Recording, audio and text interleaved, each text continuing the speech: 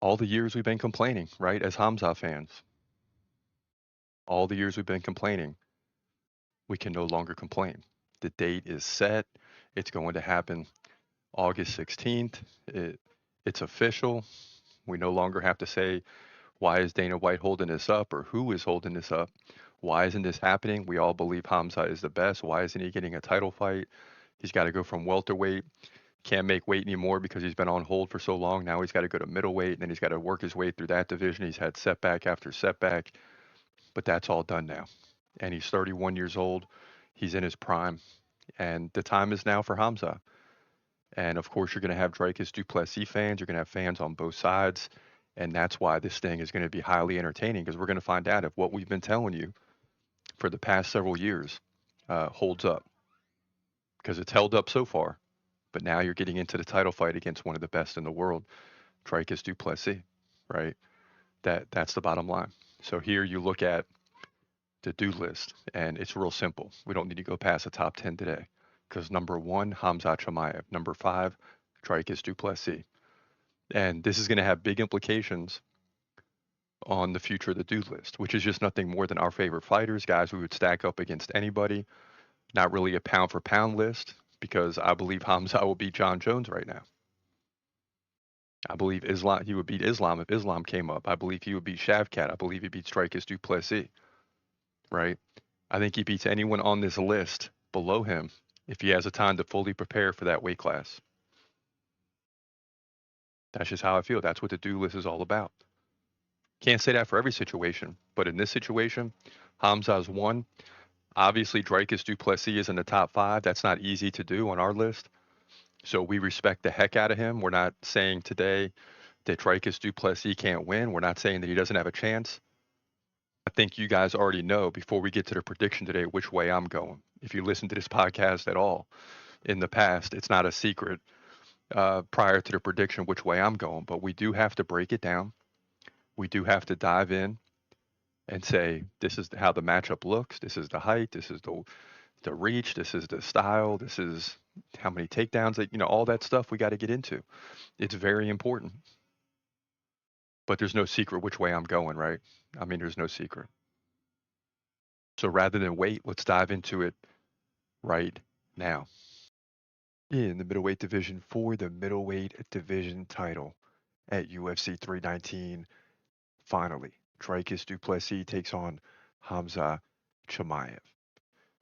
And ladies and gentlemen, this might be one of the biggest fights since I've been watching the UFC and one of the biggest fights in a long time. So pay attention to this prediction. Du Plessis, 23 and 2, champion, South Africa. Khamzat Chimaev, 14 and 0, United Arab Emirates, 14 and 0. He's 1 inch taller at 6'2". He's 31, so is Dricus Du Plessis. I mean, this is what you want. Two of the best in their prime. Du Plessis, 1 inch reach advantage, no big deal. Du Plessis, switch stance fighter, always an advantage. Hamza fights right-handed. These guys are big-time strikers. Du Plessis, 6.1 significant strikes per minute to 5.4 for Hamza. Okay. Du Plessis can land takedowns, nearly one takedown per round. Hamza, like a takedown and a half, with a high submission average.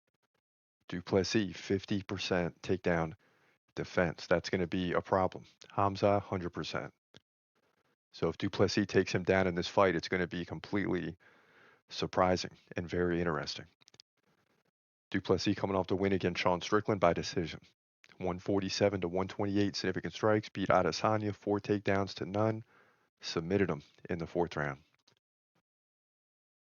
Hamza, after some tough fights with guys like Kamaru Usman and Gilbert Burns, both going to a decision, very close, kind of could have went either way.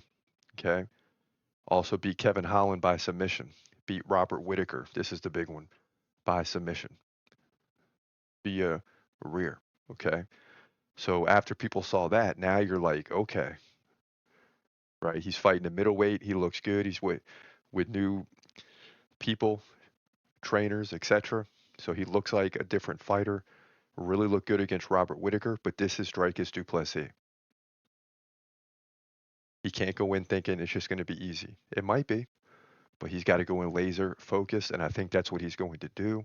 Listen, if you watch the channel, you know Hamza is number one on the do list, so you know I'm not going against him, right? That's a foregone conclusion. If you don't pay attention to the channel and you're just watching this for the first time, number one on the do list. That means he's my favorite. I put him against anybody in the world almost in any weight class right now. So there's no way in my mind that Hamza is losing, and I'm going to stick with that. But Dricus Du Plessis is a formidable opponent. Make no mistake about it.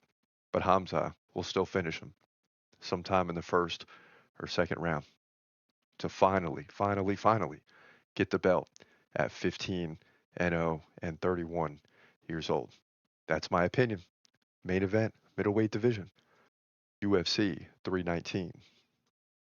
So it's real simple. We got Khamzat Chimaev winning the fight. I mean, there's no question. We haven't been on the mic for the last 5 years telling you this to get to the championship, to get to the title fight, and then change our tune. I mean, it's just not going to happen.